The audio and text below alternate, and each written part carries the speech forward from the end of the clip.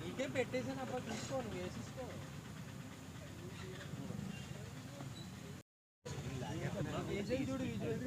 నీకు ఉన్నాయి వేసి వైఎస్ఆర్సీపీ ప్రభుత్వంలో ఆనాటి వైఎస్ఆర్సీపీ ఎమ్మెల్సీ అనంతబాబు దగ్గర డ్రైవర్గా పనిచేసి మానివేసినటువంటి దళిత యువకుడు వీధి సుబ్రహ్మణ్యాన్ని అతి కిరాతకంగా హత్య చేసి 31 గాయాలు 3 అంతర్గత గాయాలతో ఆయన ఇంటికి తీసుకొచ్చేసి ఎటువంటి ఫిర్యాదు ఇవ్వద్దు, మీకు 2 లక్షల రూపాయలు ఇస్తాము, మీరు దహన సంస్కారాలు చేయండి అని చెప్పేసి వాళ్ళ కుటుంబ సభ్యులను బెదిరించిన సంఘటన మనకు తెలుసు. దాని పర్యవసానం ప్రజా సంఘాల ఆందోళన కానివ్వండి, న్యాయ పోరాట ఫలితంగా అనంతబాబుని అరెస్ట్ చేశారు. అరెస్ట్ చేసిన తర్వాత ఈ జిల్లా కోర్టులో 3 సార్లు నేనే వాదించేసి వాటిని డిస్మిస్ చేయించాను. హైకోర్టులో డిస్మిస్ చేశారు బెయిల్. చివరికి సుప్రీంకోర్టుకు వెళ్ళి బెయిల్ తెచ్చుకొని బెయిల్ కండిషన్లో ఉందేంటంటే ఆ హత్య కేసులో ఉన్న సాక్షులను ప్రభావితం చేయకూడదు, బెదిరించకూడదు, ప్రలోభాలకు గురి చేయకూడదు. ఈ నిబంధన ఉల్లంఘిస్తే బెయిల్ రద్దు అవుతుంది. కానీ ప్రత్యేకమైన కోర్టుగా జిల్లా న్యాయమూర్తి గారిని నియమించిన తర్వాత, నన్ను ప్రత్యేక పబ్లిక్ ప్రాసిక్యూటర్గా నియమించిన తర్వాత కేసు విచారణ ప్రారంభానికి సమయం ఇస్తూ ఉన్నారు.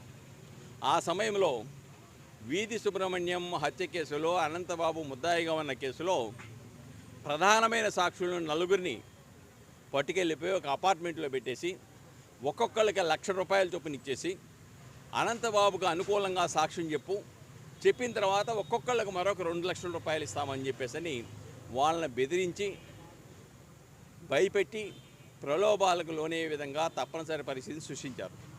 దాని మీద ఆ 4గురు మరుసటి రోజు ఉదయం సర్పవరం పోలీస్ స్టేషన్కి వెళ్ళి 4 లక్షల రూపాయలు పోలీసు వాళ్ళకి స్వాధీనం చేసి, ఇదిగో మమ్మల్ని ఈ విధంగా సాక్ష్యం చెప్పొద్దని బెదిరించారని చెప్పిన దాని మీద మరొక కేసు అనంతబాబు మీద, అతని అనుచరుల మీద మరొక కేసు నమోదు చేశారు. దాంట్లో అనంతబాబుని అరెస్ట్ చేశారు. ఇంకొక 2 అనుచరులని ప్రస్తుతం మొన్న అరెస్ట్ చేసి జైల్లో ఉన్నారు. ఇప్పుడు వాళ్ళందరూ కూడా ఎక్సార్షన్, SC/ST కేసు, ఈ యొక్క ప్రలోభాలకు పెట్టడానికి పూనుకున్న కేసు, ఇవన్నీ కేసులు వాళ్ళ మీద ఉన్నాయి.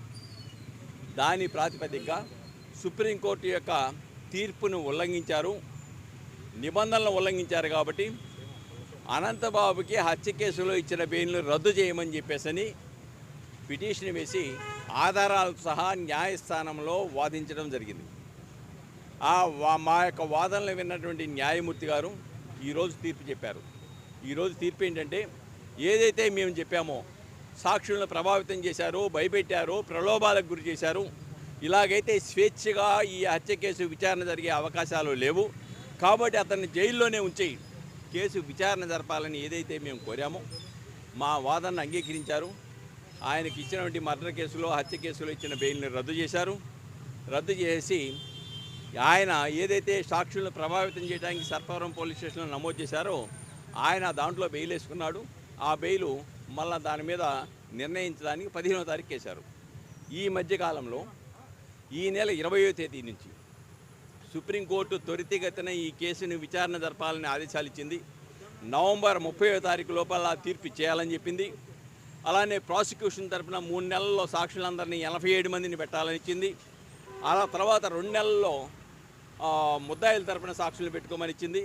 ఇవన్నీ కూడా నవంబర్ 30వ తారీఖు లోపు అయిపోవాలి, ఆ రోజు తీర్పు చెప్పేయాలా ముందుగా అని చెప్పి దాని ప్రకారం ఈ నెల 20వ తేదీ నుంచి కేసు విచారణ ప్రారంభమవుతోంది. సాక్షులకు సమన్లు వెళ్తూ ఉన్నాయి. 26 వరకు దాదాపుగా 12 మంది సాక్షులు విచారణ జరగబోతూ ఉంది. త్వరితగతిన విచారణ జరిగి వాస్తవాలు న్యాయస్థానం దృష్టికి వచ్చిన తర్వాత న్యాయమూర్తి గారు నేర నిరూపణ అయితే ఏ విధమైన శిక్షలు వేయాలో న్యాయమూర్తి గారు నిర్దేశిస్తారు. ఏదేమైనప్పుడు కూడాను ఈ రాష్ట్ర ప్రజలే కాదు, ఈ దేశ ప్రజలు ఎదురు చూస్తూ ఉన్నారు.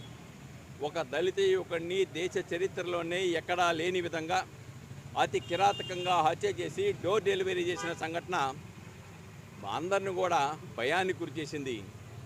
ఆ భయాన్ని గురి చేసిన తర్వాత ఏమవుతుందా అని చెప్పేసి ఈ దేశ ప్రజలు ఎదురు చూస్తూ ఉన్నారు ఈ కేసు. అటువంటి కేసులో అతనికి బెయిల్ రద్దు చేస్తూ ఆదేశాలు ఇవ్వటం హర్షణీయమని ప్రజలు భావిస్తున్నారు, బడుగు బలహీన వర్గాల వాళ్ళు భావిస్తూ ఉన్నారు.